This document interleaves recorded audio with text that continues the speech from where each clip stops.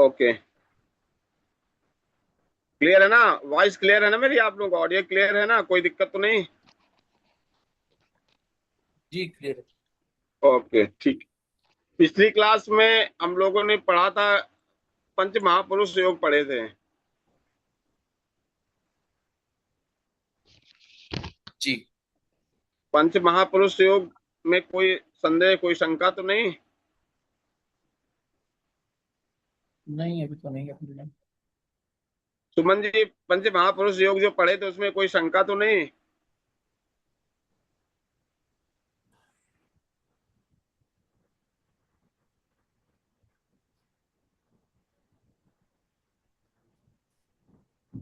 क्यों सुमन जी?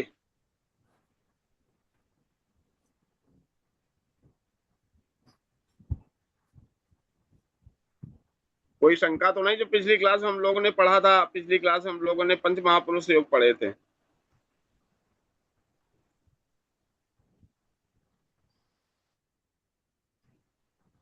सुमन, कुछ ऑडियो में प्रॉब्लम है क्या आपकी? सुमन जी, आपकी रिप्लाई नहीं आ रहा मेरे पास। अर्षिता जी, आपको पंच महापुरुष योग में कोई शंका तो नहीं? एक मिनट। ओके ठीक है।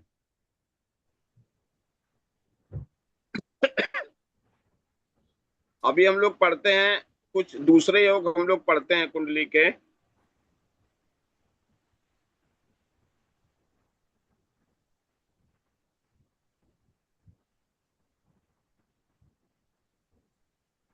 सूर्य चंद्रमा और गुरु से बनने वाले योग पढ़ते हैं कि सूर्य चंद्रमा और गुरु से जो योग बनते हैं वो कौन कौन से योग होते हैं वो। तो उन इनमें से जो योग बनता है, गज केसरी योग होता है। आप लोगों ने नाम सुना होगा, हो सकता है इसका, गज केसरी। जो गज केसरी योग होता है वो ज्योतिष के सबसे श्रेष्ठ योगों में से एक होता है, सर्वश्रेष्ठ योगों में से एक होता है ज्योतिष के। और ये जो बनता है गुरु से और चंद्रमा से बनता है। ये योग बनता कैसे है कि गुरु और चंद्रमा यदि एक दूसरे से केंद्र में बैठे हों अथवा साथ में बैठे हों तो गज केसरी योग बनता है। जैसे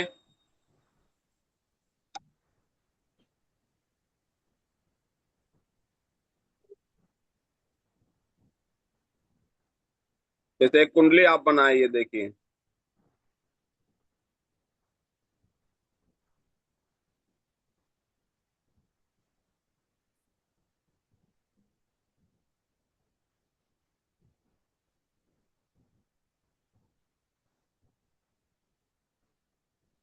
ठीक।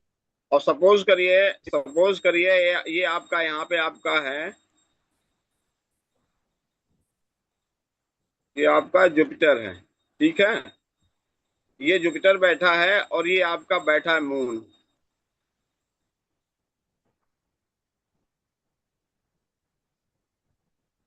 ये आपका चंद्रमा बैठा है।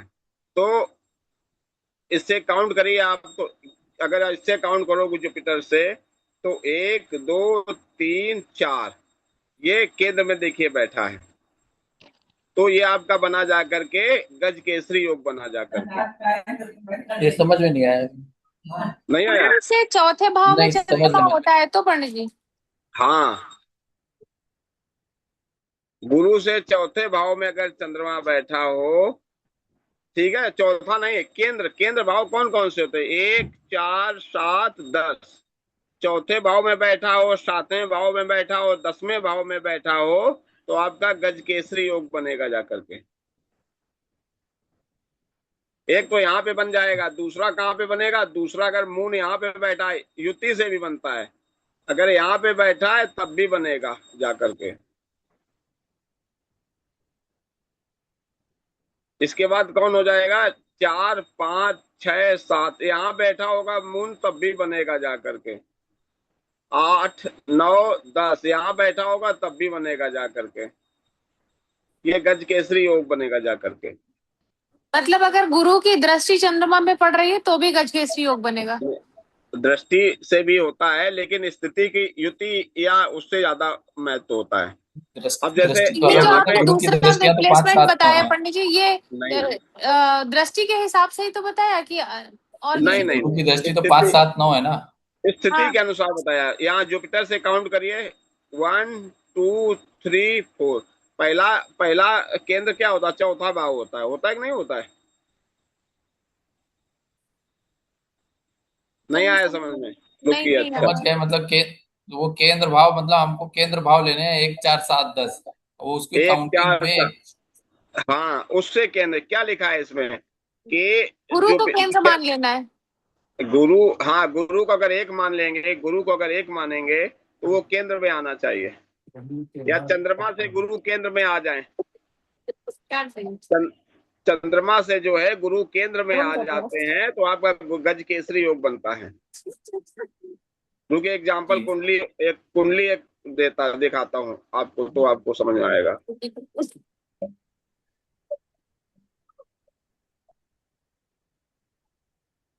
एक सेकंड रुकिएगा।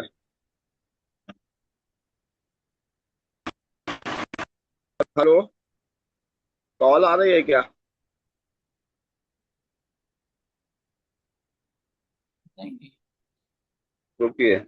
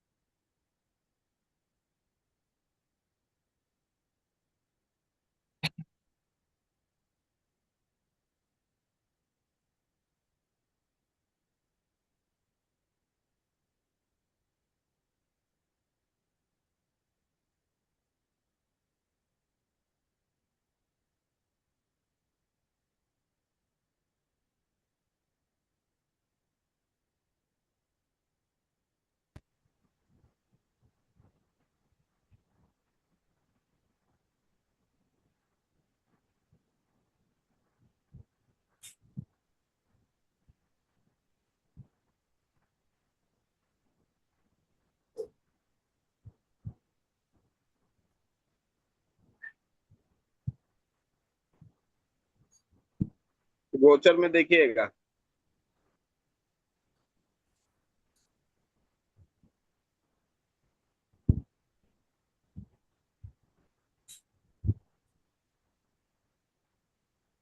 आज के गोचर के अनुसार अगर देखते हैं, आज का गोचर देखिए। आज का गोचर में के अनुसार गुज केसरी बन रहा है कि नहीं बन रहा है?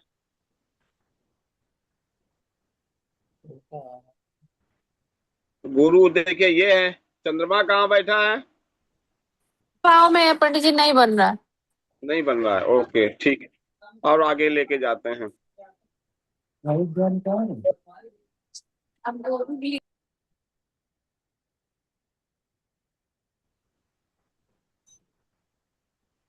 ये देखिए, अब गुरु से काउंट करिए। हेलो। हाँ गोचर कुंडली को देखिए, गुरु से काउंट करिए। हाँ। बन रहा ना? एक दो तीन पैसा निकल गया। 10। हाँ पंडित जी बन रहा है, 10वें भाव पे आ रहा है। बन रहा। हाँ, तो दोनों देखिए एक दूसरे से केंद्र में बैठे हैं कि नहीं बैठे हैं? अगर हाँ एक अगर केंद्र में बैठा होगा तो दूसरा ऑटोमेटिकली केंद्र में बैठा होगा। अच्छा। पैसा का कुछ हुआ ही नहीं तो इसमें। एक स्थिति देखिए, उसे देखिए जैसे अगर सात एक ही भाव में आठ, दोनों बैठे हैं तो भी गज केसरी योग बनेगा। तब भी गज हाँ, केसरी बनेगा। अब दिखा रहा हूँ आपको। उसका क्या करेंगे फिर? रोहन ये देखिए, ये जो है देखिए 18 डिग्री कहाँ का पर है चंद्रमा, तुम? 21 डिग्री का देखिए गुरु है, तो गज केसरी योग देखिए बन रहा है। जी। बन रहा है ना? 8 सितंबर को। हाँ, 8 सितंबर को। इसके आगे और देखिए,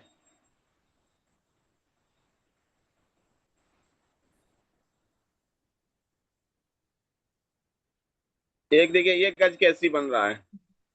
जी गुरु से देखिए चौथे भाव में है।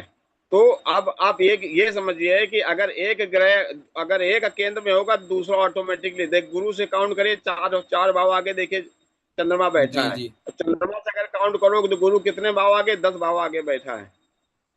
जी 7 8 9 10 बैठा कि नहीं बैठा?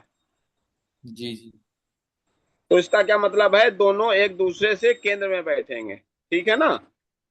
तो ये जो गज केसरी योग बन रहा है, इस तरह से गज केसरी योग बनता है। मतलब गुरु जो है चंद्रमा से केंद्र में बैठे, या इस तरह से कह सकते हैं चंद्रमा से गुरु केंद्र में बैठता है, या यहाँ पर जो है या युति संबंध बनाता है, तब गज केसरी बनता है। इवन दृष्टि से भी गज केसरी योग बनता है, बट दृष्टि का गज केसरी योग जो होता है वो कम प्रभावी होता है। युति का ज्यादा प्रभावी होता है और केंद्र का ज्यादा प्रभावी होता है। दोनों एक दूसरे से इसको केंद्र में बैठे हैं। इसको ऐसे भी कह सकते हैं पंडित जी कि अगर चंद्र कुंडली देखी जाए तो अगर हाँ, गुरु केंद्र भाव में है नहीं नहीं, तो वो गज। ये हाँ, चंद्र कुंडली देखे, चंद्रमा से चंद्र कुंडली अगर बनाते हैं तो चंद्रमा से अगर गुरु केंद्र में बैठा हो तो आपका गज केसरी योग तो, आपका तो, बन जाएगा। तो अपने आप बन जाएगा चंद्र कुंडली अगर देखेंगे, और गुरु हाँ, 1 4 अपने आप 7 बन 10 में जाएगा, होगा तो अपने आप केंद्र भाव में आ जाएगा। अपने आप आ जाएगा केंद्र भाव में। जी ठीक है ना, जी क्लियर है। जी जी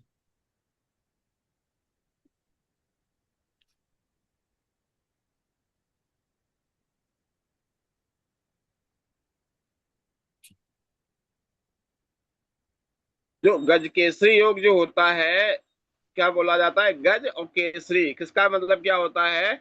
गज जो होता है सबसे शक्तिशाली होता है, वन में जंगल में जो होता है, वन में सबसे शक्तिशाली होता है। इवन गज जो होता है सिंह से भी ज्यादा शक्तिशाली होता है। और केसरी का मतलब उन गजों में सबसे श्रेष्ठ, तो मतलब ज्योतिष के सभी योगों में सर्वश्रेष्ठ योगों में से एक है गज केसरी योग। कैसे बनता है? जब चंद्रमा से गुरु केंद्र में बैठा हो या युति संबंध बना ले तो गज केसरी योग होता है। अब गज केसरी योग से होता क्या है कि चंद्रमा मन का कारक है, गुरु ज्ञान का कारक है, धैर्य का कारक है, धन का कारक है। तो अगर गज केसरी योग किसी की कुंडली में बना है तो ऐसा जातक मान सम्मान से प्रतिष्ठित होता है, समाज में उसकी प्रतिष्ठा उच्च होती है, ज्ञानी होता है, उच्च पद पे आसीन होता है, उच्च पदवी आसीन होता है ऐसा जातक। चंद्रमा के और गुरु दोनों के ही प्रभाव आप जो है उनको मिक्सअप करें, दोनों के प्रभाव हो जाते हैं। तो इसमें इसमें जो लिखा है, इसमें फल इसका जो लिखा है कि इसके प्रभाव से व्यक्ति के व्यक्तित्व का अद्भुत विकास होता है। जातक धनी, तेजस्वी और वाणी से लोगों को प्रभावित करने वाला होता है एवं एक सफल नेतृत्व करता होता है, एक लीडर होता है। लीडरशिप स्किल्स जो होती है इसकी बहुत अच्छी होती है। ये गज केसरी योग होता है। ये जैसे नहीं, तो मुझे ये रोहन की कुंडली में जो है गुरु केंद्र भाव में बैठे हैं, मतलब लग्न में बैठे हैं। हाँ हाँ और चंद्रमा चतुर्थ भाव में बैठा हुआ है। हाँ, तो गज केसरी योग बन रहा है। अच्छा, अब इसी में अगर राहु साथ में है तो क्या इसका कैंसिलेशन भी होगा? योग के फल में कमी हो जाएगी। जुपिटर के साथ राहु बैठा है। नहीं, चंद्र के साथ। हाँ, तो योग की कमी हो जाए। योग में चंद्रमा मन का कारक है, राहु ने ग्रहण लगा दिया, तो इसका कारण है कि हो सकता होगा ये बता सकते हैं कि चंद्रमा यहाँ पे वीक हो गया। इस जातक को चाहिए होगा, मन अपने डिसीजंस के लिए जो है सही से नहीं ले पाएगा, मन स्थिर नहीं रहेगा इसका। जल्दी से हो सकता है नर्वस जल्दी से हो जाए, अपने आप को जो है चार लोगों के सामने अपने आप को सही से जो है एक्सप्रेस ना कर पाए वो। तो इस तरह से मन से कहीं ना कहीं से मन जो होगा उसका थोड़ा हाँ, सा कहीं फर्क ना कहीं पड़ेगा। से कमजोर होगा, उसका फर्क पड़ेगा उसको। जी, मतलब अगर योग कोई भी हो, अगर पाप ग्रह है, दृष्ट है, तो फिर उसका फर्क पड़ेगा। यस, उसका फर्क पड़ेगा। अगर पाप ग्रह से दृष्ट है, तो ग्रहण बना दिया। ग्रहण में आप समझते हो चंद्र ग्रहण में क्या होता है? चंद्र ग्रहण में होता है कि जो होता है चंद्रमा, बिल्कुल चंद्रमा की रोशनी बिल्कुल खत्म हो जाती, बिल्कुल अंधेरा हो जाता है ना। हाँ तो इस कारण से है, ये जो है इस प्रभाव पड़ता है जातक। जी जी। और इसका उपाय क्या होता है? किसी अगर ग्रहण दोष किसी कुंडली में अगर लगा है तो चाहिए जब चंद्र ग्रहण पड़ रहा हो तो ऐसे जातक को ओम नमः शिवाय या शिव संकल्प सूक्त का जप करना चाहिए, चंद्रमा के मंत्र का जप करना चाहिए ग्रहण काल में। तो उससे अच्छा होता है, जिससे चंद्रमा को बल प्राप्त होता है। माता के पैर छूने चाहिए उसको, जातक को सदैव माता को खुश रखना चाहिए उसको, जातक को। ठीक है ना? इसके ये अब इसमें क्या है, देखिए इस योग के प्रभाव से व्यक्ति अत्यधिक बुद्धिमान, धनवान, प्रभावशाली होता है और समाज में जातक को समाज में मान सम्मान, उच्च पद और प्रशासनिक जो है सफलता प्राप्त होती है। ये आपका गज केसरी योग है, ये गज केसरी योग के लक्षण है। ठीक है, अब इसके बाद दूसरा योग आ जाता है कुसुम योग। कुसुम योग क्या होता है कि जन्म कुंडली में जो होता है सूर्य, चंद्रमा और गुरु तीनों की विशिष्ट स्थितियों के संयोजन से कुसुम योग बनता है। क्या स्थिति होती है, कैसे बनता है? गुरु कुंडली में केंद्र भाव में हो। केंद्र भाव मतलब 1, 4, 7, 10 इन भाव में गुरु बैठा हो और चंद्रमा 7वें भाव में बैठा हो और सूर्य दूसरे भाव में बैठा हो तो कुसुम योग का निर्माण होता है। कुसुम योग। गुरु देखिए एक कुंडली बनाता हूं मैं।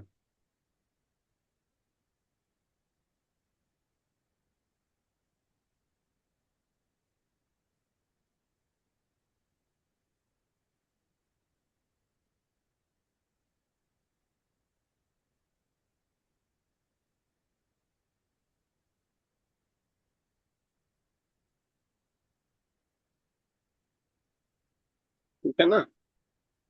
अब हम लोग इसमें गुरु को केंद्र में बैठाओ, 1, 4, 7, 10 किसी में बैठा लो। तो सपोज करो गुरु आपका ये बैठा है, जुपिटर आपका ये बैठा है। ठीक है, चंद्रमा आपका ये बैठा है यहाँ पे और सेकेंड हाउस में आपका सन बैठ जाता है। सन आपका चौथे ये बैठा, तो ये आपका कौन सा योग बन रहा है? कुसुम योग ये बन रहा है आपका। क्लियर? तो स्पेसिफिकली यही योग है, ऐसा नहीं नहीं, कि हाँ और ये किसी योग। केंद्र अब भाव में हो। चंद्रमा चंद्रमा चंद्रमा और सूर्य की स्थिति सेम रहेगी। जुपिटर लग्न में बैठ सकता है, 7th में बैठ सकता है, 10th में बैठ सकता है। चंद्रमा और मतलब सूर्य जो है वो दूसरे और 7वें भाव में ही होने चाहिए। हाँ हाँ, ये दूसरा और 7वें भाव में होने चाहिए। तो गुरु यहाँ पे लग्न में बैठ सकता है, 7th में बैठ सकता है, 10th में बैठ सकता है, 4th में बैठ सकता है। गुरु केंद्र में बैठा हो और जो है सूर्य सेकेंड हाउस में बैठा हो और चंद्रमा आपका 7th हाउस में बैठा हो। क्लियर? जी। तो ये जो आपके हैं इसका क्या होता है, इसमें क्या देखेंगे हम लोग कि ये जातक जो होता है कि इस जातक के प्रभाव से व्यक्ति के व्यक्तित्व का अद्भुत विकास होता है। चंद्रमा जो होता है मन का कारक है, सूर्य आत्मा का कारक है, गुरु ज्ञान का कारक है। तो ऐसे व्यक्ति का कॉन्फिडेंस लेवल बहुत अच्छा होता है, जातक धनी होता है, तेजस्वी होता है और अपनी वाणी से दूसरों को प्रभावित करने वाला होता है और यह सफल सफल नेतृत्वकर्ता बनता है। ऐसा जातक सफल नेतृत्वकर्ता होता है। ये आपका हो गया, ये आपका जो बना जा करके प्रभाव पड़ा जा करके ये आपका ये आपका कुसुम योग है। ये क्लियर है? आगे हम लोग चलते हैं, आगे हम लोग चलते हैं सूर्य, चंद्रमा और गुरु की दूसरी हम लोग लेकर के चलते हैं। सूर्य, चंद्रमा एवं गुरु की त्रिक युति, तीनों की युति, तीनों एक साथ बैठे हो। जब ये नैसर्गिक मित्र ग्रह तीनों एक साथ बैठे हो कुंडली में तो ये योग त्रिक, तीनों की युति बनती है, त्रिक युति बोली जाती है। ये आपके अगर बैठे होते हैं तो ये योग बनता है, त्रिक युति का योग बनता है। तीनों का एक साथ जब बैठते हैं तो त्रिक युति बनती है। इसका क्या मतलब होता है कि जब सूर्य, चंद्रमा और गुरु तीनों नैसर्गिक मित्र ग्रह किसी जातक की कुंडली में एक साथ बैठे हों, एक ही भाव में बैठे हों, तो ऐसा जातक क्या करता है, ऐसे जातक को क्या होता है कि त्रिक, सूर्य, चंद्रमा और गुरु की त्रिक युति बनाता, तीन ग्रहों की युति बनाता, त्रिग्रही योग बनाता है। इसमें क्या होता है, इस योग में जन्मा व्यक्ति अत्यधिक गुणवान, ज्ञानी और आध्यात्मिक स्वभाव का होता है। जातक को जीवन में प्रचुर सफलता प्राप्त होती है, लेकिन कभी कभी संबंधों में अहंकार की स्थिति उत्पन्न हो जाती है। जातक थोड़ा कुछ अहंकारी हो जाता है। अब ये कैसे बनेगा, ये योग बनेगा कैसे, ये योग इसमें देखिए,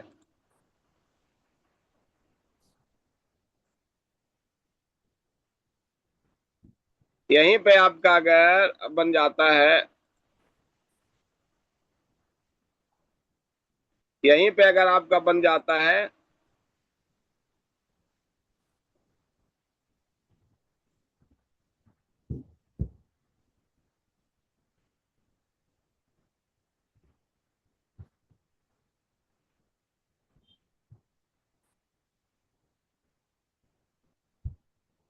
आपका यहीं पे आपका जो सन भी यहीं पे आ जाता है, यहीं पे, और यहीं पे आपका जुपिटर भी आ जाता है। तीनों ग्रह एक साथ अगर आ जाते हैं आपके, तो आपका जुपिटर भी आ जाएगा, मून भी आ जाएगा और सन भी आ जाएगा।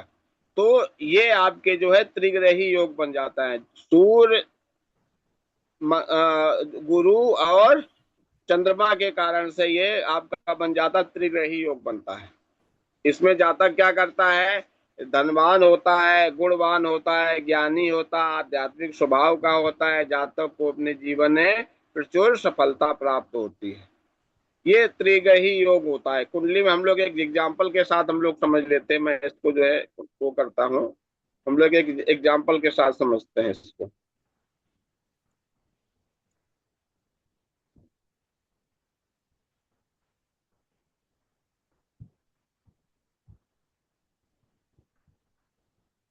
हम्म, इसको मैं आगे बढ़ा कर, अभी सूर्य अभी कहाँ है, सूर्य एक महीना पहले हम लोग निकालते हैं इसको।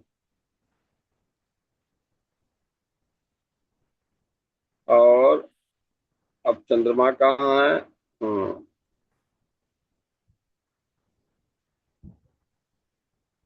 ये देखिए अब कुंडली में क्या बना जाके, ये दूसरा ग्रह और ये बैठा, ये है इसमें,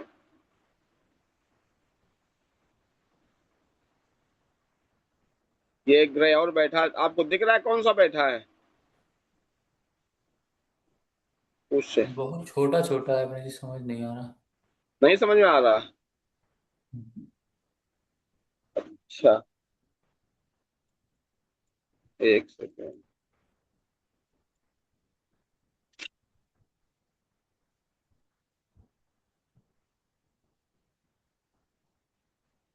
बुध बैठा है साथ में, तो इसमें बुध बैठा तो कोई नहीं, हम लोग तीन ग्रहों को अगर लेते हैं हम, थोड़ा थोड़ा सा अगर इसको हटा देंगे, लेकिन चंद्रमा बाहर हो जाएगा। लेकिन बुध को अगर सब, ये बुध को अगर हटा दें तो क्या क्या इस समय कौन पर कौन बैठा है यहाँ, गुरु बैठा है, चंद्रमा बैठा है और सूर्य बैठा है। ये तीनों ग्रह यहाँ पर बैठे हैं, तो इससे क्या बनेगा, इससे आपका ये त्रिग्रही योग बनेगा जाकर के, आपका तीनों ग्रहों की युति हो रही है आपकी। ठीक है ना, नहीं समझ पाए होंगे अभी। नहीं समझे। इस नहीं। कुंडली में देखे छठे भाव में कौन से ग्रह, बुध को छोड़ दीजिए, छठे भाव में कौन कौन से ग्रह मेरे, बुध को अभी आप इग्नोर करिए, क्योंकि इसके हिसाब मंगल से बुध सूर्य अगर, हाँ, छठे छठे भाव में। हाँ छठे भाव में, गोचर कुंडली किसमें है? हाँ गोचर, गोचर में। मेरे में पूरी नहीं खोल रही है पढ़ने की। नहीं नहीं, छठा भाव तो दिख रहा है ना, केवल छठे भाव, हाँ मैंने हाँ उसको हाँ। बड़ा किया है ना, तो बड़ा किया है ना मैंने। गुरु चंद्र और सूर्य।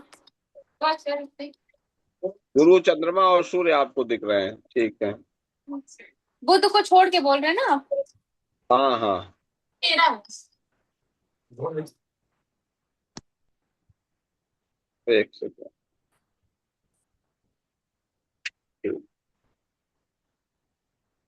एक सेकेंड, बुध को मैं हटा देता हूँ। पूरी तरीके से। गुरु सूर्य है, ठीक। चंद्रमा कहाँ है अभी? ये है, ठीक है।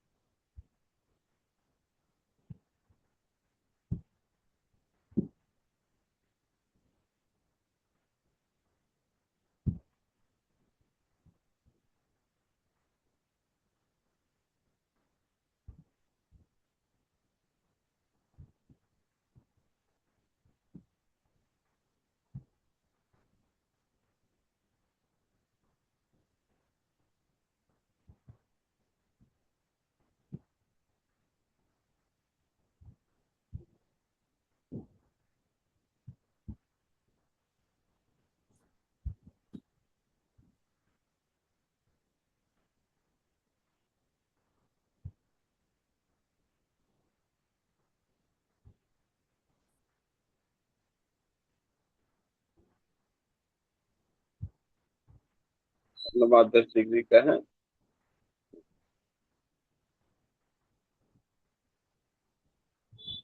नहीं बनेगा नहीं, ये उधर उधर भाग चला जाएगा। सिंपल ये वो आप देखिए, सिंपल उसी तरीके से आप देखिए। जब भी कुंडली में एक किसी भी भाव में आपका बुध बैठा हो, सूर्य बैठा हो, गुरु बैठा हो, सूर्य बैठा हो और चंद्रमा एक साथ में बैठा है, तो आपका ये त्रिग्रही योग आपका बनेगा। ठीक है ना? आया समझ में?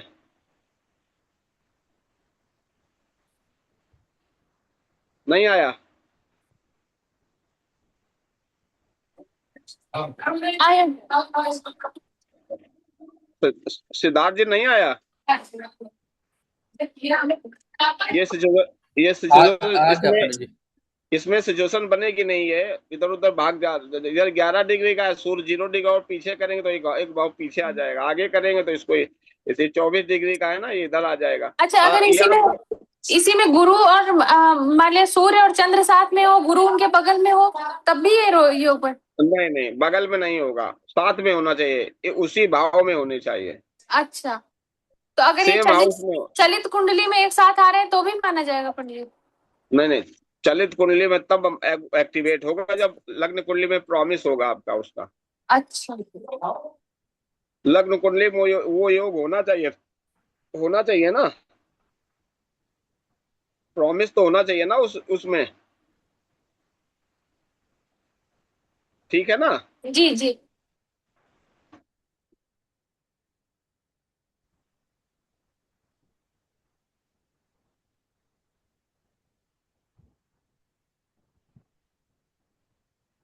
ठीक, इसके बाद एक दूसरा योग होता है कि कुंडली, कुंडली के विशिष्ट भावों से बनने वाले योग। कैसे? यदि यदि जन्म के समय यदि चंद्रमा तीसरे भाव में हो, गुरु पंचम भाव में हो और सूर्य नवम भाव में हो, तो जातक कुबेर के समान धनवान होता है। जातक कुबेर के समान धनवान होता है, यह सफल राजयोगों में होता है। 10 से 13 अगस्त के आसपास बन रहा था शायद ये बन त्रिक युति। रहा था, 10 से 13 अगस्त जी। मैंने देखा था उसमें, लेकिन वो इधर हो रहा, मैं अभी देख लेता हूँ फिर से वो। ये वाला त्रिभाव योग देखिए, त्रिभाव योग में क्या होता है? यदि जन्म के समय चंद्रमा थर्ड हाउस में हो, चंद्रमा तीसरे भाव में हो, देव गुरु पंचम भाव में हो और गुरु सूर्य नवम भाव में हो, तो जाता है कुबेर के समान धनवान और महान राजयोग का निर्माण होता है। ये त्रिभाव योग होता है, इसको बनाने की आवश्यकता है। जी नहीं, इसको समझ में आ गया। कुंडली में दिखाने की आवश्यकता है इसको बना के क्या? नहीं नहीं, ये तो भाव क्लियर है तो फिर कुछ दिक्कत नहीं। सुमन जी आपको? हाँ सर, क्लियर है। ठीक है, आगे देखिए, आगे देखते हैं।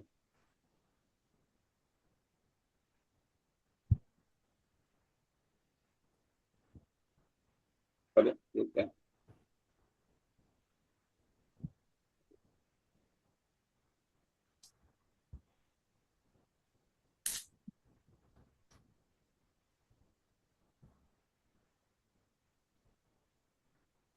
आगे है, इसके बाद क्या है? गुरु से बनने वाले प्रमुख राजयोग। कौन कौन से राजयोग होते हैं गुरु से बनने वाले? कि देवताओं के देव गुरु बृहस्पति माने जाते हैं ये, और कुंडली के विभिन्न भावों में स्थित विभिन्न ग्रहों के साथ दृष्ट हो तो कई महत्वपूर्ण योगों के निर्माण करते हैं।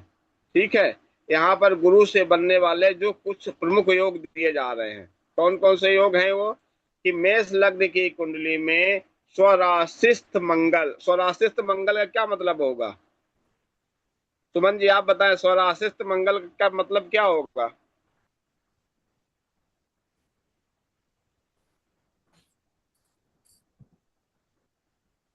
मंगल सिद्धार्थ जी अपनी आप बताइए। हाँ हाँ, मंगल अपने राशि में रहेगा भाई। अपनी राशि कौन कौन सी? ये इसका मिथुन। मिथुन की मंगल थोड़ी होती है, मंगल की राशि मिथुन थोड़ी ना होती है। मंगल की जो राशि होती है सिद्धार्थ जी, कौन कौन सी होती है? मकर और वृश्चिक। मकर कहाँ होती मेष है? मेष नहीं और नहीं नहीं वृश्चिक, नहीं मेष नहीं और, नहीं, मेष और वृश्चिक जी। मेष। मेष और वृश्चिक। तो है यानी ना? कि लग्न एक और भाव में 8। या 8वें भाव में मंगल हो तो वो माना नहीं जाएगा। नहीं, 8 में अब ये मत, अब यहाँ मत भाग चले जाइए कि 8 नंबर की वृश्चिक राशि है, भूल जाइए आप। इसमें लिखा है मैंने कि मेष लग्न में स्वराशिस्थ, तो मेष लग्न हुई तो या तो वो पहले में हो, अपने में हो, या फिर आपने 8वें भाव का नाम ले दिया ना, वो मत लीजिए। लग्न का मतलब हो गया, या तो लग्न मेष लग्न कुंडली में हो या तो वृश्चिक लग्न हो, तब लग्न में अच्छा अच्छा, मंगल जी होगा जी ना। जी जी वो 8वें भाव को मत वहां पे ले जाइए। 8वें भाव का मतलब हो गया 8th हाउस हो गया कुंडली का। जी जी।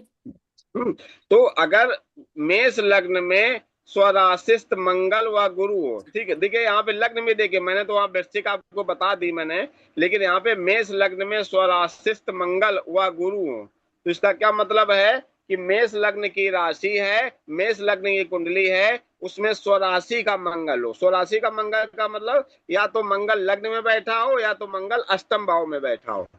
ठीक है ना? नहीं आया, अभी आएगा, एक नहीं, सेकंड बता। अष्टम भाव में हो या 8वीं राशि में हो। भाई एक सेकंड रुकिए, अभी अभी आएगा। अगर मेष लग्न की कुंडली हुई तो अष्टम भाव और 8वीं राशि एक ही में तो जाएंगे। हाँ, एक ही में जाएंगे। हाँ, ये भी बात सही है। देखिए देखिए, दोनों स्वराशिस्थ होने चाहिए ना, मंगल और गुरु दोनों। उसकी सिचुएशन क्या बनेगी जा करके,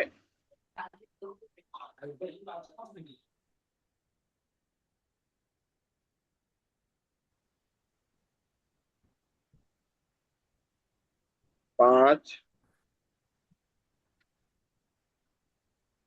6 7 8 9 10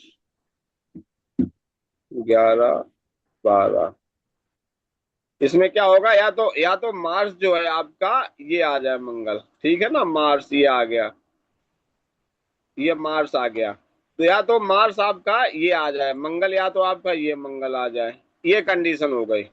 दूसरी कंडीशन क्या हो गई, या तो जुपिटर आपका यहाँ पे बैठ जाए और या जुपिटर आपका यहाँ पे बैठ जाए, ये आपका योग बन रहा है।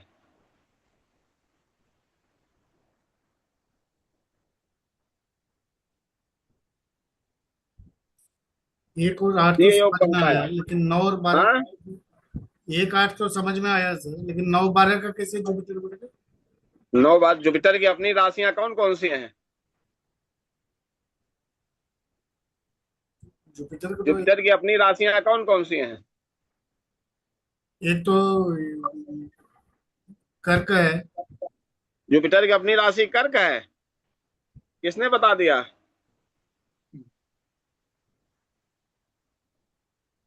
देखना पड़ेगा सर।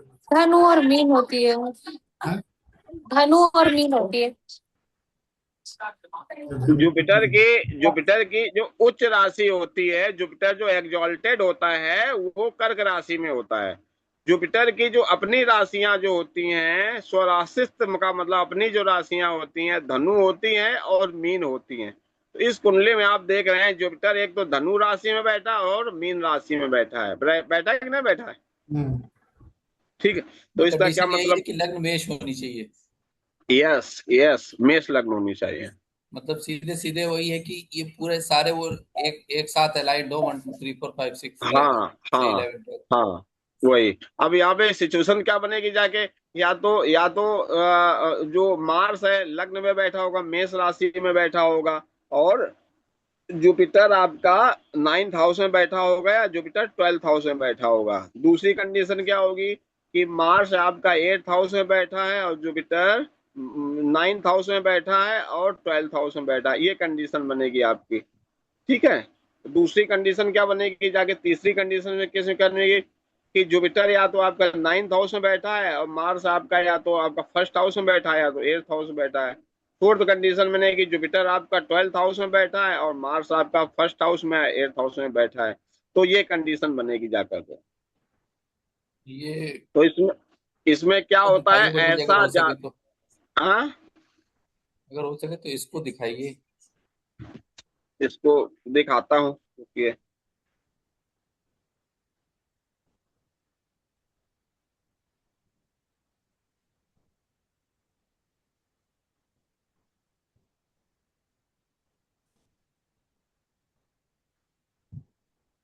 आ, ये कुंडली में दिखाना बड़ा टेढ़ी खीर है, एक सेकंड रुकिए।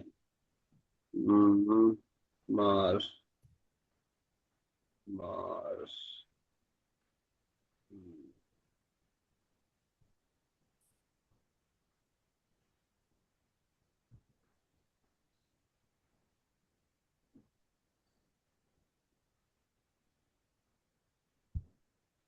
नो, ठीक। और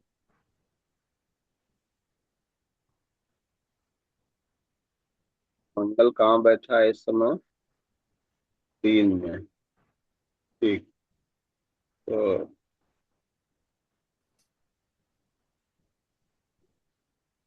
ये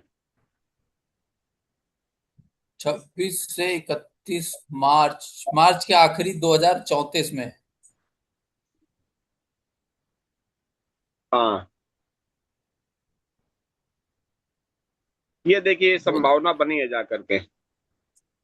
ये मेष लग्न की कुंडली है, देखिए।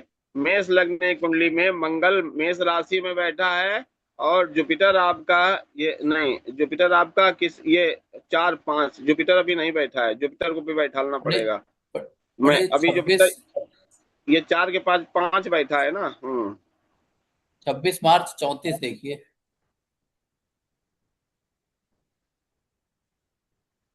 34 मार्च है। मार्च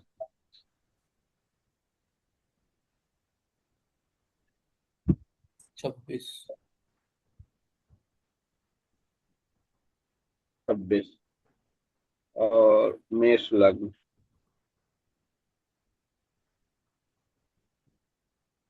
मेष लग्न। इसमें तो अभी 11 नंबर में बैठा, 29 डिग्री है ना, थोड़ा सा और बढ़ाना पड़ेगा अभी इसको। एक 26 से 31 का मैंने इंटरनेट में देखा, 26 से 31 का दिखाना है। अच्छा अच्छा। 26 मार्च से 31 मार्च, उसी के आगे पीछे।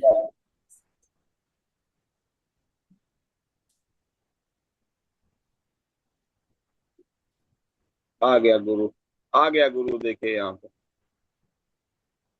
ये क्या परिस्थिति ये बन रही, देखिए इसमें। ये किसमें बन रही है? 28 मार्च को देखिए बन रही है ये, है ना। मंगल स्वराशि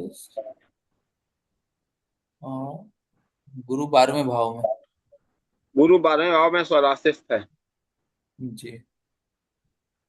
तो ये जो जातक होगा इस कुंडली में, इस ऐसी कुंडली होगी जो पैदा होगा, तो जातक जो है गृह मंत्री या विदेश मंत्री बनने के योग होते हैं। लेकिन अब आप कहोगे ये जो योग रहेगा तकरीबन उस वर्ष जो रहेगा, ये 3 महीने तक रहेगा, 1.5 महीने तक मंगल मार्च जो इसमें रहेगा, और 1.5 महीने तक मंगल जो है वृश्चिक राशि में रहेगा। तो क्या सारे के सारे विदेश मंत्री बन जाएंगे क्या, या गृह मंत्री बन जाएंगे क्या? हाँ, इस योग में देखिए राहु की दृष्टि देखिए पड़ रही गुरु पे, देखिए।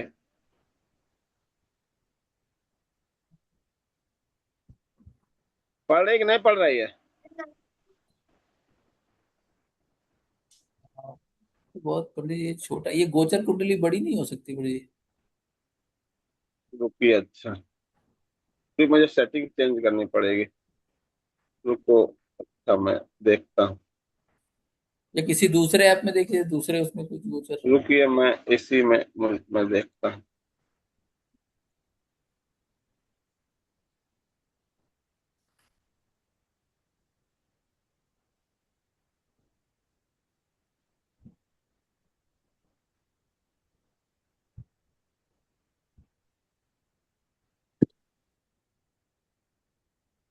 आकांक्षा जी कैसी हैं? सर अच्छे हैं सर। क्लास नहीं ज्वाइन कर पाई थी, बाहर थी, अभी पहुंची सर। आज देर हो गई, कहीं बाहर थे क्या? जी जी सर, जी सर।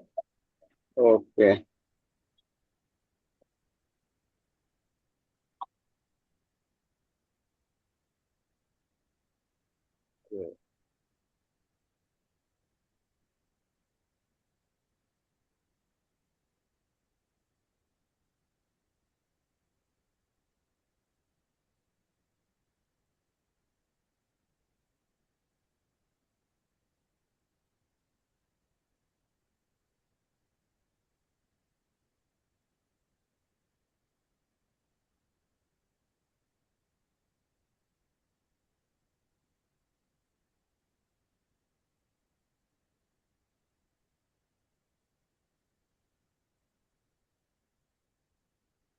रुकिए, इसमें मैं थोड़ा सा चेंज करता हूँ।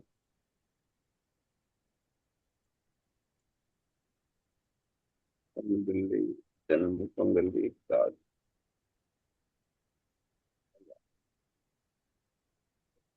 ठीक। अब इसमें चेंज करता हूँ।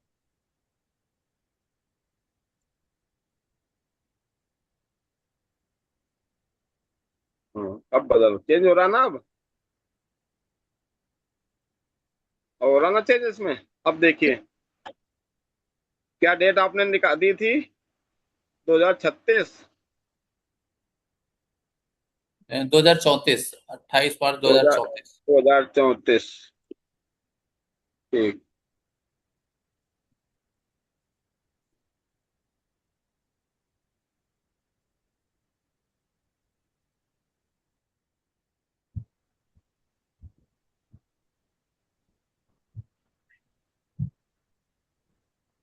नहीं, ये तो कम हो गया पंडित जी, दिन कम हो गया। हाँ, 19 मार्च पे आ गया, लग्न चेंज करनी थी।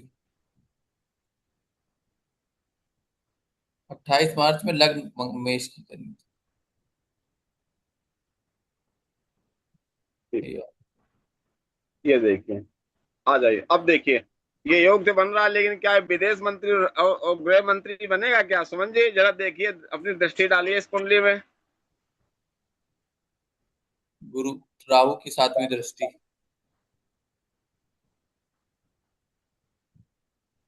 क्या लग रहा है आपको? इसमें देखिए, राहु गुरु के साथ आ गया कि नहीं आया? राहु की दृष्टि गुरु पे पड़ रही कि नहीं पड़ रही इसमें? ई पढ़ रही है। पड़ रही, ठीक। और ये तो आपने गुरु को दूषित कर दिया आप, इसने। दूसरा देखिए, सूर्य के साथ केतु, ये राहु बैठ की दृष्टि सूर्य पे पड़ रही है, तो ग्रहण योग बना रहा है। ये पूरी दिख नहीं पड़ रही पंडित जी, वो हिस्सा दिख नहीं रहा, दिख रहा। उसको उसको स्क्रीन को रोटेट करिए, तब दिखेगा। नहीं, ये कुछ खुला हुआ है, PL7 करके कुछ खुला हुआ है ना नहीं उसमें। नहीं, ओके, ऊपर। अच्छा अच्छा। वो तो वो तो ऊपर है ना। नहीं, ये देखिए, अब ठीक है। हाँ, अब दिख रहा है। जी जी। तो इस कुंडली को देखिए, इस कुंडली का जब विवेचन करिए, क्या ये जातक, क्या इस जातक में विदेश मंत्री या गृह मंत्री बनने के योग हैं?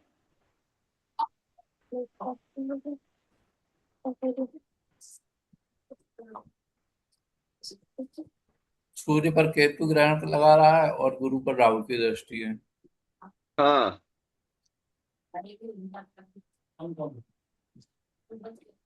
मंगल और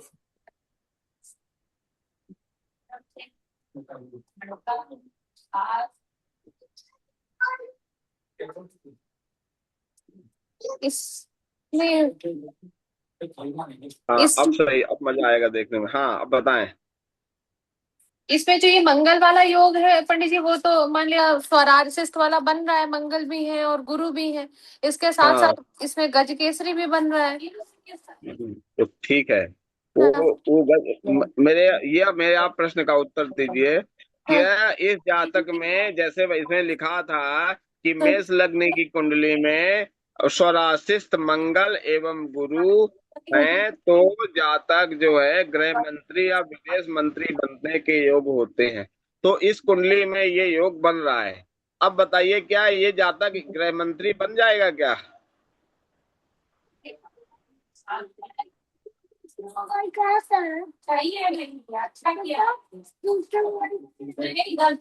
मेरे हिसाब से नहीं पंडित जी। सिद्धार्थ जी आप बताइए, जी यही लग रहा है क्या लग रहा है? कि नहीं, उसका असर कम होगा। सुमन जी आप बताइए। यार सर इसमें कुछ समझ में नहीं आता। क्या ऐसा है कि राहु प्रभाव को बढ़ा देगा? क्योंकि गुरु आकांक्षा जी आप बताइए।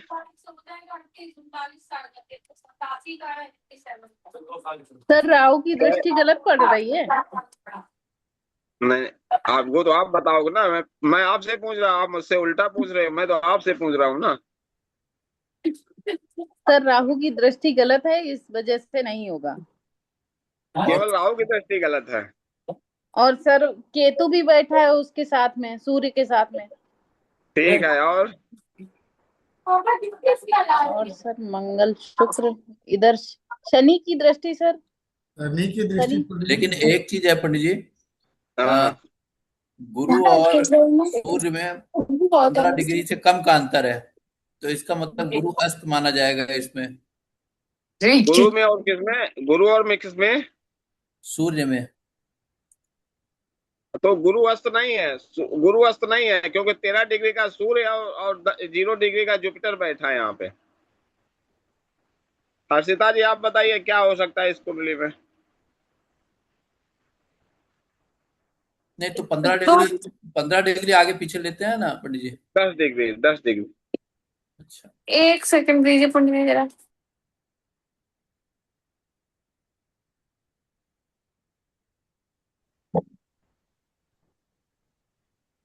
जो शनि की 10वीं दृष्टि है वो भी पंडित जी गुरु पे पड़ रही है सीधे।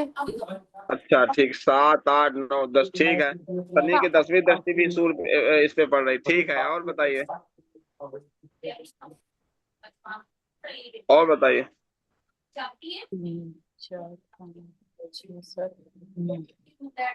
और कुछ? मंगल जो है वो विषम राशि में होने के कारण जो है मृत अवस्था में माने जाएंगे। ठीक है। और बताइए।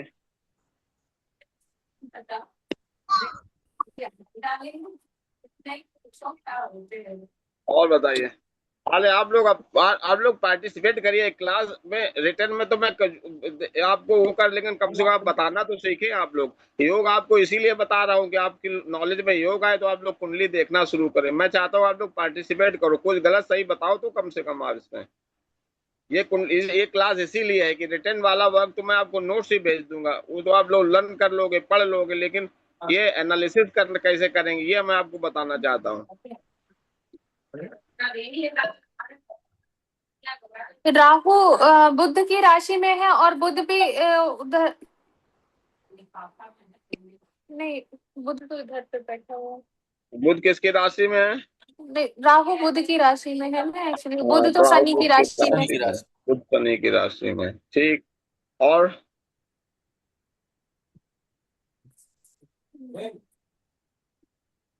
सुमन जी अपने विचार प्रकट करिए, आप भी कुछ शनि बुध की राशि में। प्रकट करिए अपने विचार।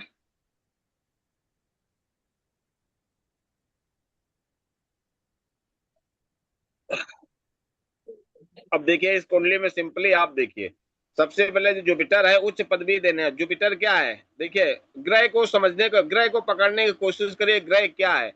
जुपिटर क्या है? उच्च पदवी देता है, ठीक है ना। गुरु है उच्च पदवी, ज्ञान देता है, उच्च पदवी देता है। लेकिन राहु ने यहाँ पर आकर के ग्रह गुरु को पावर को कम कर दिया, गुरु की पावर को। तो अब गुरु उतनी स्थिति अच्छी स्थिति में रहा नहीं जितनी अच्छी स्थिति में दिखाई दे रहा है यहाँ पे। दूसरी चीज, राहु ने यहाँ पर आकर के सूर्य को भी ग्रहण लगा दिया, चंद्र केतु भी देखिए वहीं पे बैठा है, तो जी। ग्रहण इनको भी लगा दिया। तो सूर्य किसका कारक है? मान पक्ष राजशाही राजा का कारक है। राज सम्मान, राजा के दरबार में जो लोग होते हैं उनका कारक, मतलब तो जो लोग राजा के निकटवर्ती होते हैं उसका कारक है सूर्य। तो सूर्य यहाँ पे डैमेज होकर ग्रहण लग गया तो जातक को पहली बात तो नौकरी या इसमें ये राजनीति में इसका योग सब जाने का योग डैमेज हो, गड़बड़ हो गया इसका होने का। दूसरी चीज क्या है कि यहाँ पर अगर हम लोग देख रहे हैं कि सूर्य जो है यहाँ पर आपका 5वें घर का स्वामी होकर के अपने से अष्टम भाव में बैठा हुआ है 12वें घर में। 5वें घर का स्वामी है ना सूर्य। जी जी। तो अपने अष्टम भाव में, तो इस जातक की शिक्षा में भी जो है या पिता, जातक के पिता की तरफ से प्रॉब्लम रहेगी। सूर्य किसका कारक है? पिता का कारक है। तो अपने से है किस भाव में बैठा है? बैठा है संतान के भाव में बैठा है जातक, लेकिन मतलब संतान के भाव का स्वामी है सूर्य, संतान के भाव का स्वामी है, लेकिन कारक है, ये कारक है जो है पिता का कारक है और इससे अष्टम में आके बैठा है। तो हम लोग ये कहते हैं संतान और शिक्षा दोनों है यहाँ पे। तो हम लोग क्या कह सकते हैं? तो पहली बात तो जातक की शिक्षा में व्यवधान आना चाहिए कि नहीं आना चाहिए? एनालिसिस आप किस तरीके से करोगे? जी जी जी। जातक इस की पे शिक्षा केतु की में दृष्टि पड़ने से भी ऐसा ही होता है जी? नहीं, केतु की दृष्टि तो छठे भाव में पड़ेगी ना। केतु की दृष्टि मतलब यहाँ पे नहीं, मैं वैसे पूछ रही हूँ कि अगर 5वें भाव में केतु की दृष्टि पड़ती तो भी रिजल्ट सेम आते हैं ना? तो भी इसी तरह के रिजल्ट्स आते हैं। तो यहाँ पे हम लोग देखेंगे अपने से सूर्य अपने भाव से अष्टम भाव में बैठे कि नहीं बैठे, तो जातक की शिक्षा में व्यवधान आएगा।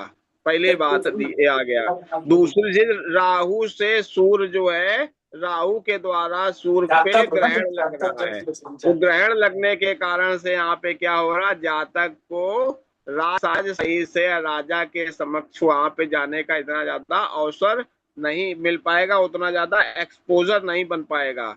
तीसरा कारण क्या है? चंद्रमा को डैमेज किया है किसने? शनि ने डैमेज किया है। देखिए विष योग बना रहा शनि तीसरे भाव में, शनि चंद्रमा के साथ में बैठ करके। तो चंद्रमा मन का कारक है, तो और सूर्य कॉन्फिडेंस का कारक है।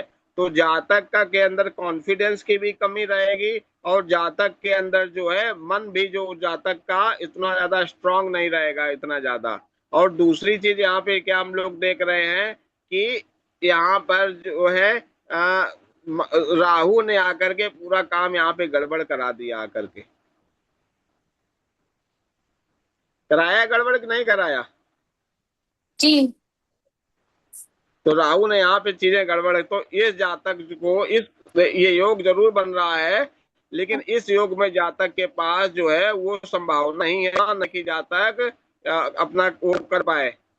जातक अपना जो है वो योग, विदेश वाला योग जातक का बढ़िया बन पाए, उसकी संभावना नहीं है। योग बन रहा लेकिन जरूरी नहीं कि वो चीज वहां पे हो ही। योग का मतलब होता है वो बहुत रेयर केस में योग होता है ये, और साधारण योग तो ठीक है, लेकिन विदेश मंत्री का, गृह मंत्री का, प्रधानमंत्री बनने का जो योग होता है, राष्ट्रपति बनने का जो योग होता है, इसमें दूसरी चीजें भी मैटर करती हैं कि वो जो योग बन रहा है कितना स्ट्रांग है। आपको योग की स्ट्रेंथ आपको देखनी पड़ेगी, कितना ज्यादा बन रहा है। क्लियर है? सर हमको मोदी जी की अगर कुंडली मिले वो देखनी चाहिए फिर एक बार। नहीं, मोदी जी की कुंडली है मेरे पास, लेकिन बात सर उसमें योग बना है क्या? बिल्कुल, मोदी जी की कुंडली में योग बना है। सेल्फ मेड मैन है, वहां पे रूट लेवल से उठ करके उतने एपेक्स, गवर्नमेंट के एपेक्स पोस्ट पे पहुंचे हैं जाकर के। तो वो योग है मोदी जी की कुंडली में। लेकिन हम मोदी जी की या द्रौपदी मुर्मू या आपके जो है रामनाथ कोविंद, इनकी कुंडली भी आगे हम लोग डिस्कस करेंगे, ये लोग क्यों बने, कैसे बने जा करके।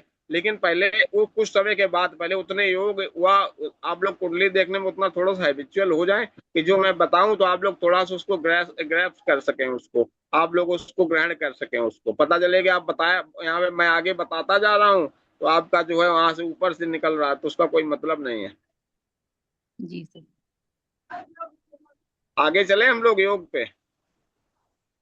इसी इसी योग में पंडित जी एक जी 13 अगस्त 46 की बन रही है, उसमें देखें, उसमें हो हाँ सकता है राहु और ये ना हो।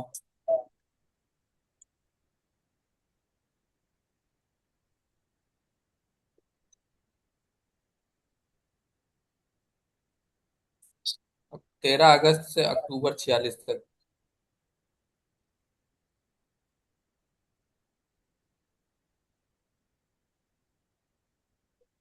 लग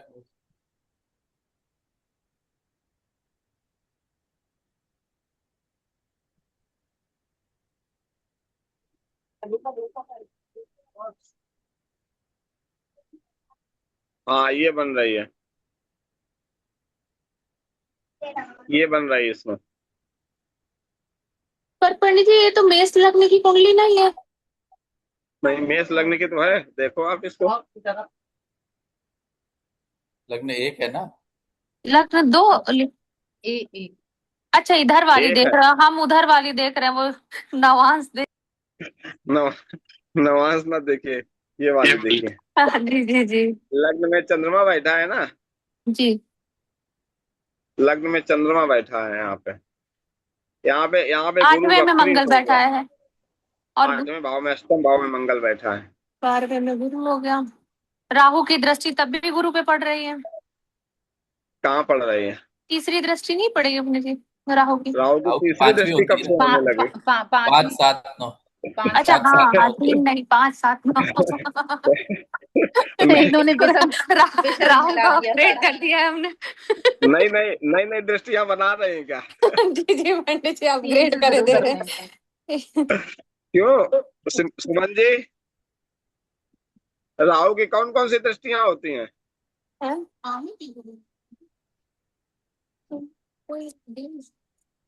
तो इसमें इसमें अगर इस कुंडली को अगर हम लोग देखेंगे तो इस कुंडली में क्या है, देखिए शनि के साथ मंगल है, पाप, मंगल ऑलरेडी पाप ग्रह है, लेकिन शनि भी यहाँ पर आकर के बैठा हुआ है, 11वें 10वें और 11वें भावों का स्वामी होकर के है बैठा है यहाँ पर। गुरु जो है वक्री है, तो स्थितियां वो है नहीं उस तरीके की, उस तरीके की स्थिति वो है नहीं, वक्री गुरु होकर के जो है चीजें बेहतर करेगा नहीं इसके लिए। हाँ बकरी में तो सर उल्टी चाल हो जाती है तब तो। हाँ, वक्री होकर के वो ज्यादा चीजें करेगा नहीं उस पे। तो अभी हम लोग इसको इतना रखते हैं, आगे हम लोग चलते हैं आगे वाले योगों को, काफी सारे कुछ योग हैं, आप लोग इसको पढ़ें, आप लोग को हो जाए तो हम लोग आगे फिर चीजें चलेंगे।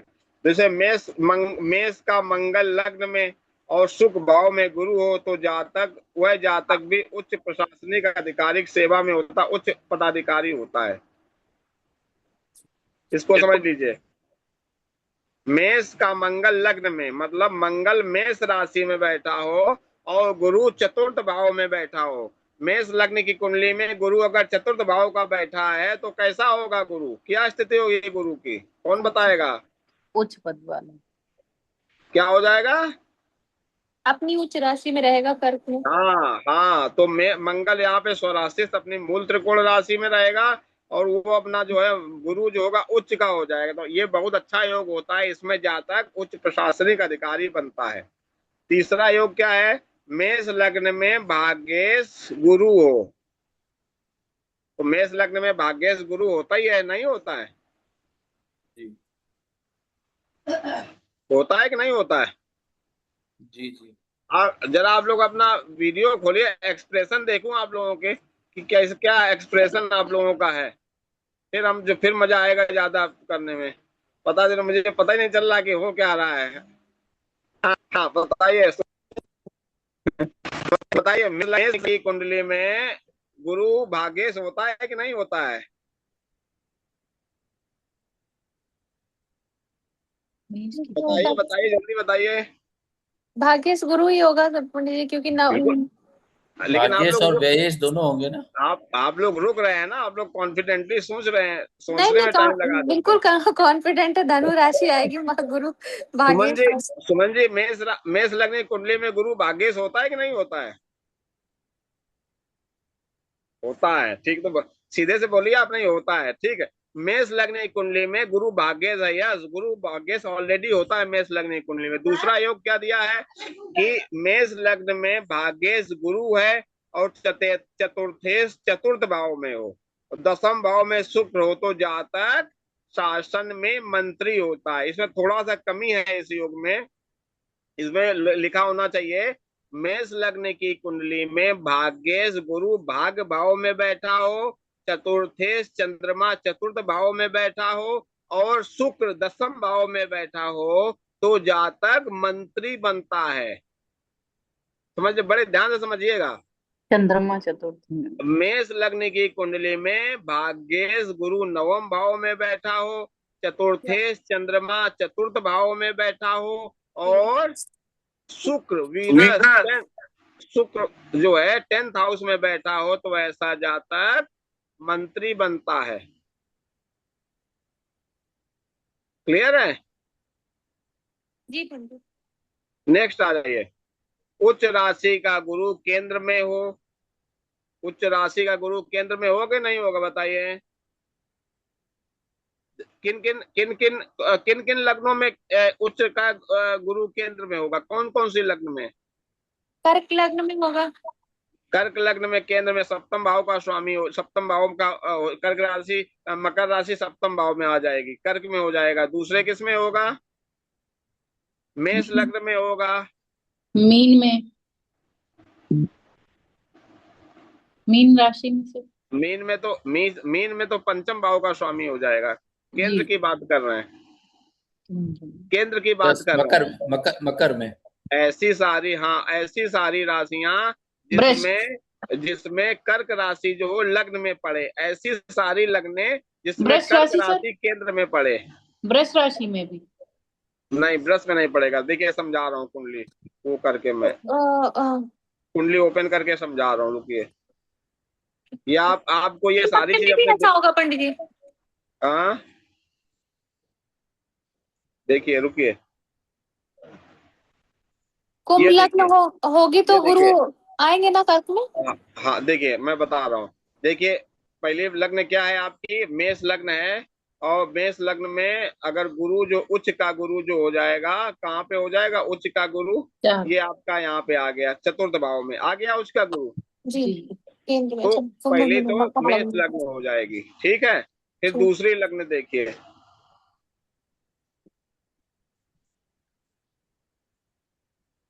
इसमें देखिए गुरु उच्च का नहीं होगा। इसमें देखिए गुरु जो कैंसर साइन तीसरे हाउस की में हो जाएगी, नहीं होगा। फिर से देखिए, इसमें भी देखिए इसमें सेकेंड हाउस में हो जाएगी, इसमें देखिए लग्न में हो जाएगी। तो मतलब पहले क्या आया, एरीज लग्न, मेष लग्न, दूसरी आपकी होगी कर्क लग्न, तीसरे में फिर देखिए नहीं होगा, चौथे में नहीं होगा। तुला राशि में कर्क राशि जो तुला लग्न में कर्क राशि दसम भाव की होती है, ठीक है। तो कौन कौन से निकल गए? मेष, कर्क और तुला, ठीक है ना।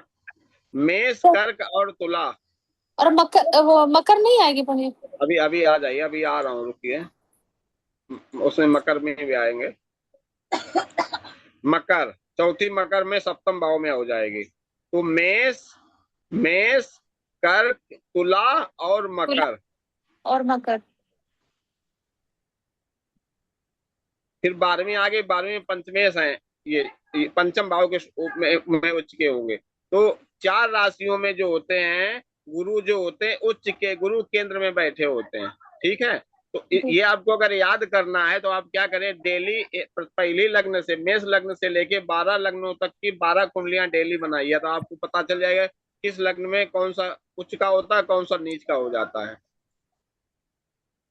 जी सर। तो ये लोग जो लोग कंप्यूटर पे कर ले, ठीक है ना। जी। नेक्स्ट हम लोग चलते हैं। कि उच्च राशि का गुरु केंद्र में हो, दसम भाव में शुक्र हो, तो जातक यशस्वी होकर के शासनाधिकारी होता है, शासनाधिकार होता है जातक में, तो वही योग बन रहा है वो। ठीक है। तीसरा नेक्स्ट क्या है, गुरु या शुक्र उच्च पदस्थ होकर के केंद्र या त्रिकोण में हो तो जातक धनी, पराक्रमी और शासनाधिकारी होता है। सेम देखिए, वह गुरु या शुक्र उच्च के होकर के केंद्र या त्रिकोण में बैठे हो, तो शुक्र उच्च का किस राशि में होता है? मीन राशि में सर। मीन राशि में शुक्र का होता है। वेरी गुड, ठीक है। नेक्स्ट आ जाइए, गुरु बुध के द्वारा दष्ट हो यानी समसप्तक हो तो ऐसा जातक महाधनी होकर के उच्च पद का होता है। मतलब गुरु और बुध दोनों एक दूसरे से सप्तम भाव में बैठे हो, तभी तो दोनों एक दूसरे को देखेंगे। जी। समसप्तक का मतलब होता है दोनों एक दूसरे के अपोजिट में बैठे हो, उससे गिने तो सातवां भाव है, उससे गिने तो सातवां भाव है। ठीक है ना। नेक्स्ट आते हैं, आप कहीं अर्षिता जी, आपको कहीं जाना है क्या? नहीं। अच्छा ठीक, ओके।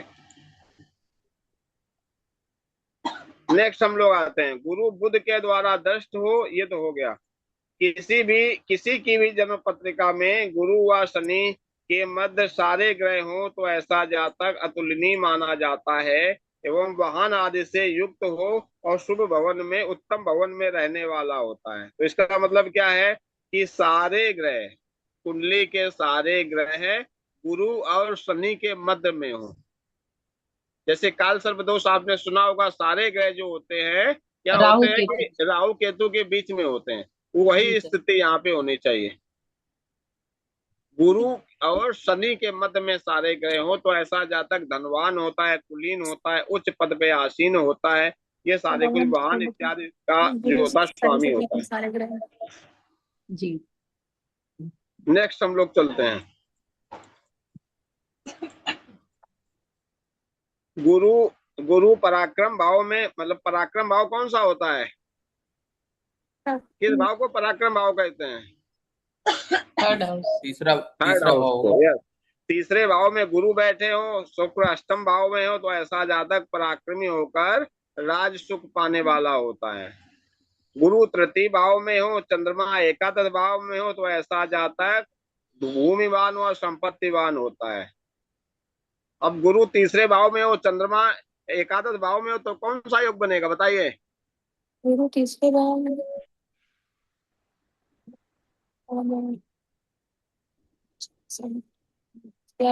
गज केसरी। गज केसरी, वेरी गुड, है ना। गुरु से चंद्रमा केंद्र में आ गया, जी।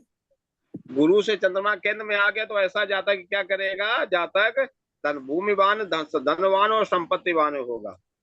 गुरु ज्ञान का कारक है, चंद्रमा मन का कारक है। यदि गुरु पंचम भाव में हो, चंद्रमा दसम भाव में हो, जातक अत्यंत बुद्धिमान, यशस्वी, मन को वश में रखने वाला होकर राज सुख पाने वाला होता है। गुरु पांचवा।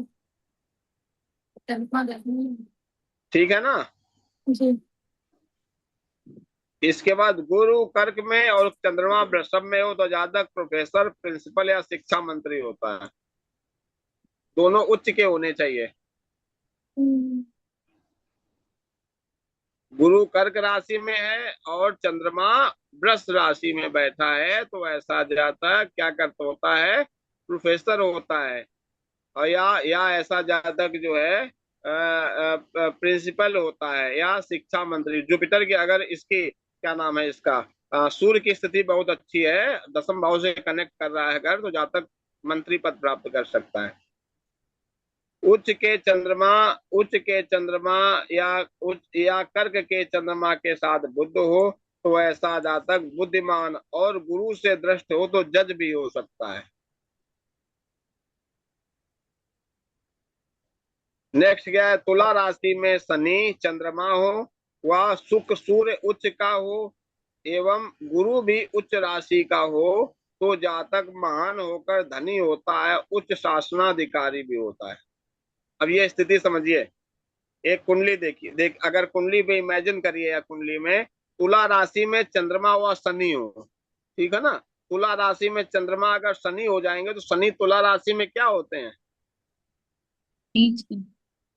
उच्च के होते हैं। उच्च होते हैं, हाँ। चंद्रमा शनि क्या होते हैं?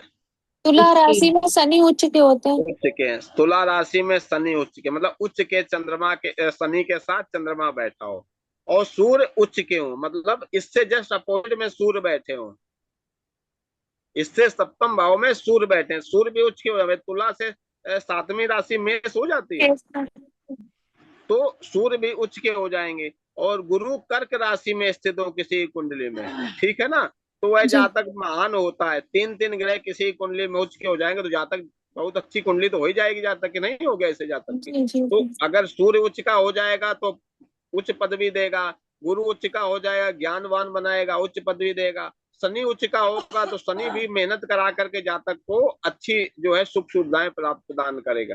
चंद्रमा के साथ बैठा है यहाँ पे, तो ऐसा जातक धनी होता है, महान होता है, उच्च शासनाधिकारी होता है ऐसा जातक।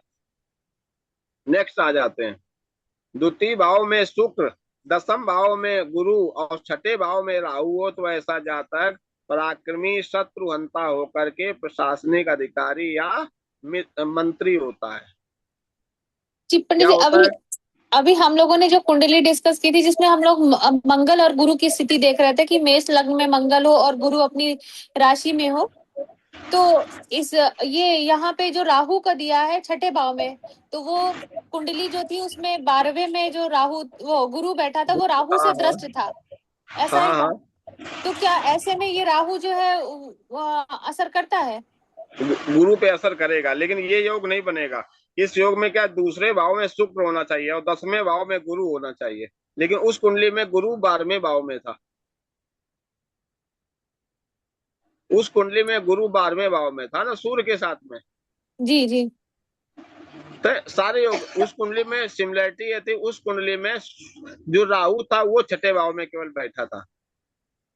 सेकेंड हाउस में शुक्र होना चाहिए, 10th हाउस में जुपिटर होना चाहिए, एंड 6th हाउस में आपका राहु होना चाहिए। तो ऐसा जातक जो होता है, क्या होता है ऐसा जातक कि शत्रुहंता, परम पराक्रमी और शत्रुहंता होकर के कुशल प्रशासनिक अधिकारी या मंत्री होते हैं। राहु जब 6ठे भाव में होता है तो उसके शत्रु जो होते हैं, उसके जो बॉसेस होते हैं, वो उनको अपने बॉसेस या शत्रुओं को कंट्रोल में रखता है ऐसा जातक।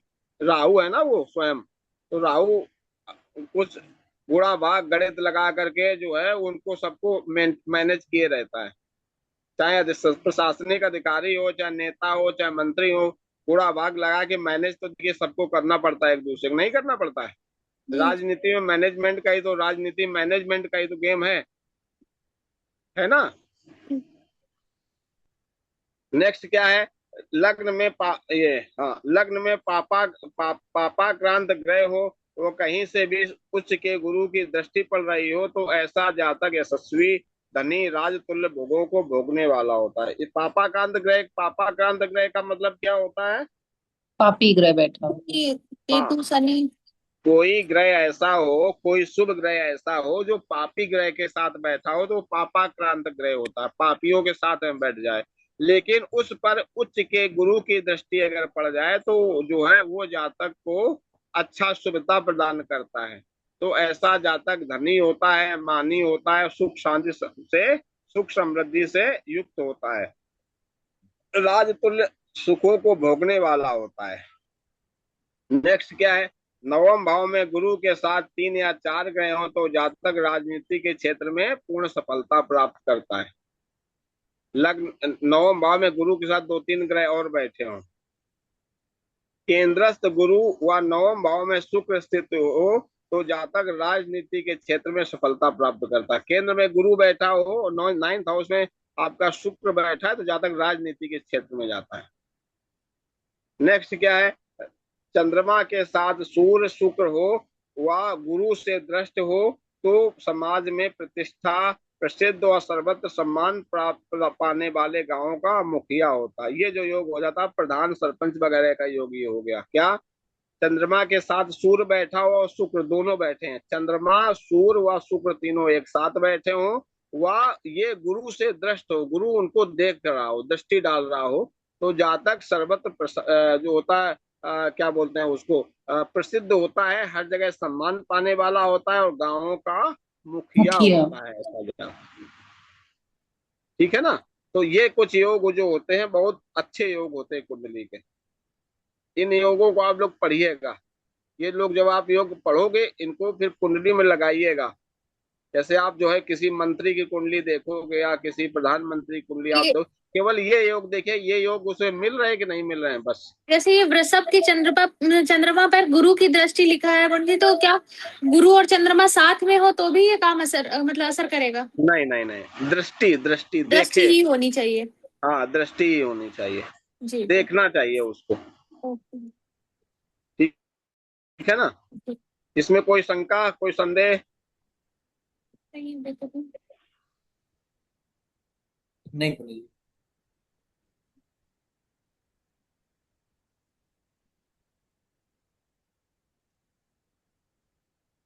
आपके पास कोई ऐसे कुंडलियां हो किसी की भी पंडित जी, तो उसे ऐसे ही ग्रुप में सिर्फ कुंडली कुंडली या यूं ही डाल हाँ, दीजिए। भेज दूंगा, तो उसमें भेज से दूंगा। अगर आप टास्क दे देंगे कि हमें ढूंढ के निकालना है कि इनमें कौन कौन से योग बन सकते हैं, तो वो अच्छी प्रैक्टिस शायद हो जाएगी। कल जो मैंने टास्क दिया था केवल सिद्धार्थ जी ने किया था, वो भी एक गलत किया था, उसके बाद किसी ने रिप्लाई ही नहीं दिया उसमें। हमें तो आता ही नहीं एक ही आंसर आता था वो बहन कौन सा कौन से गलत था ग्रह पंडित को बहन कौन से ग्रह को रिप्रेजेंट करती है, तो बुध, बस उतना ही पता था। एक शायद गलत था आपका, मुझे अभी याद नहीं आ रहा, मैं उसको देखूंगा। क्वेश्चन कौन कौन से थे? जी? एक मंगल सेकेंड की रुकिए। उच्च राशि क्या है? मंग- मकर, ये तो सही था।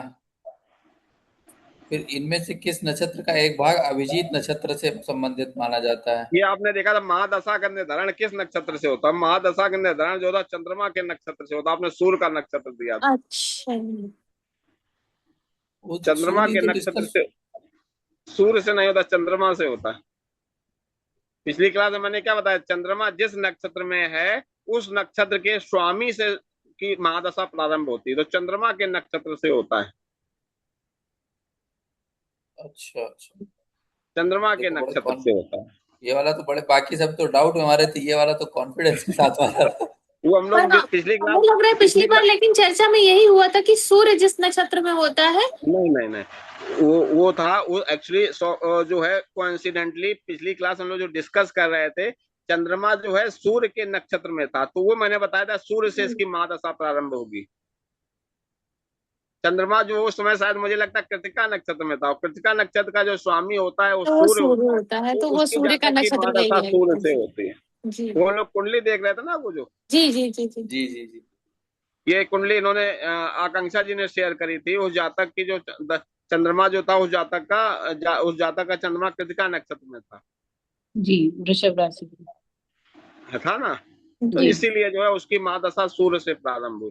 तो महादशा जो प्रारंभ होती है सदैव चंद्रमा के नक्षत्र, चंद्रमा जिस नक्षत्र में बैठा है उस नक्षत्र के स्वामी से प्रारंभ होती है।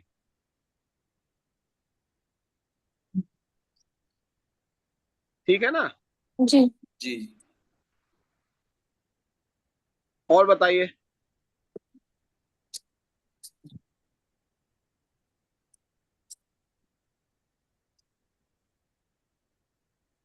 कुछ नहीं पढ़ा। और कोई प्रश्न किसी का? वैसे ऐसे क्वेश्चनेयर भी ठीक रहते पंडित जी, कुछ तो दिमाग लगेगा ही उनमें। हाँ, नहीं दूंगा, दूंगा। आज आप लोगों को डेट ऑफ बर्थ भेजूंगा इस क्लास के बाद।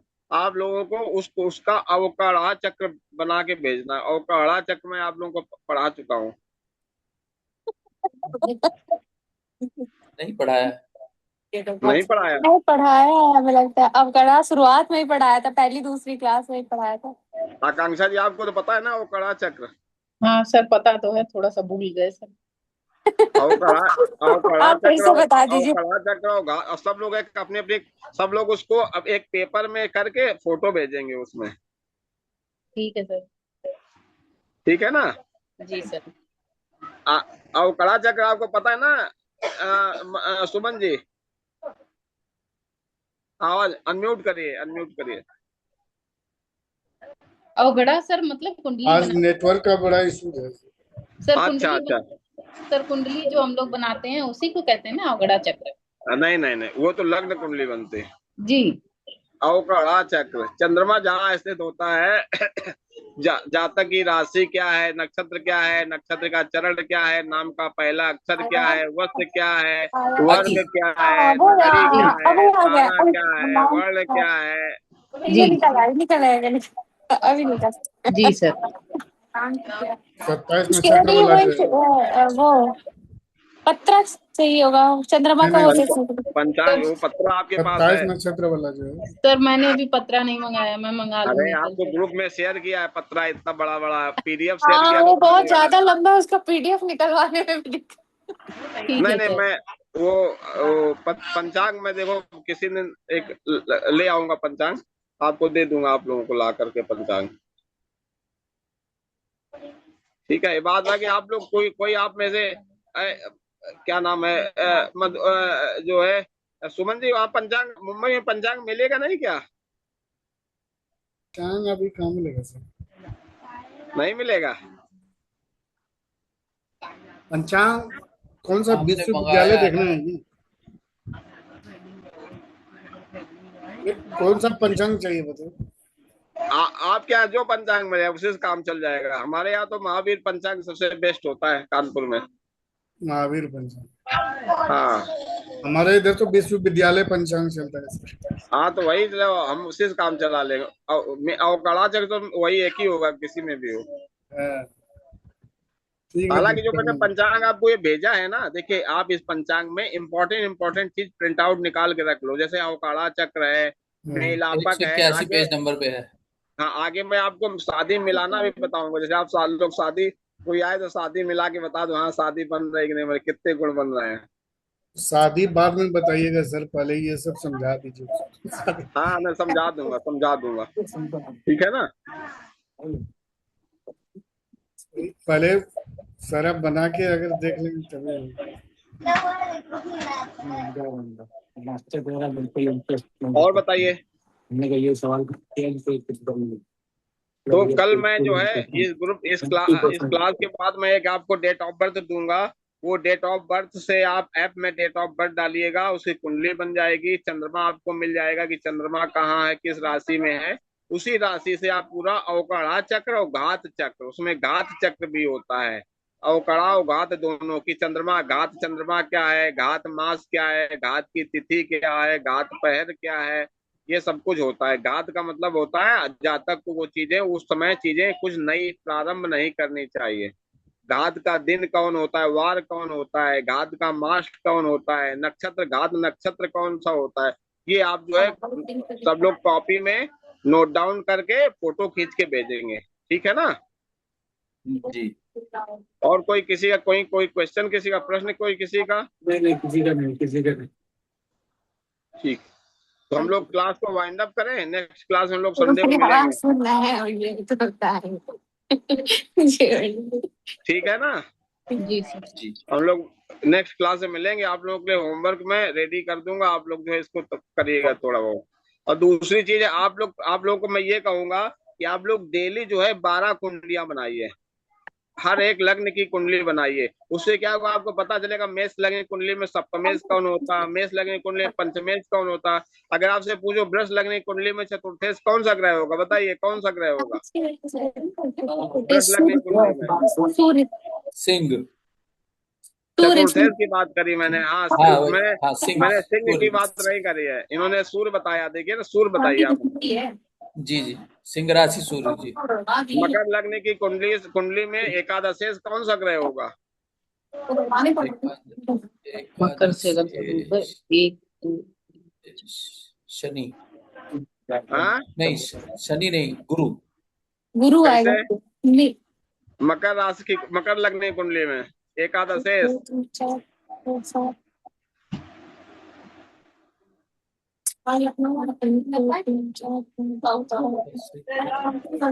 मंगल मंगल।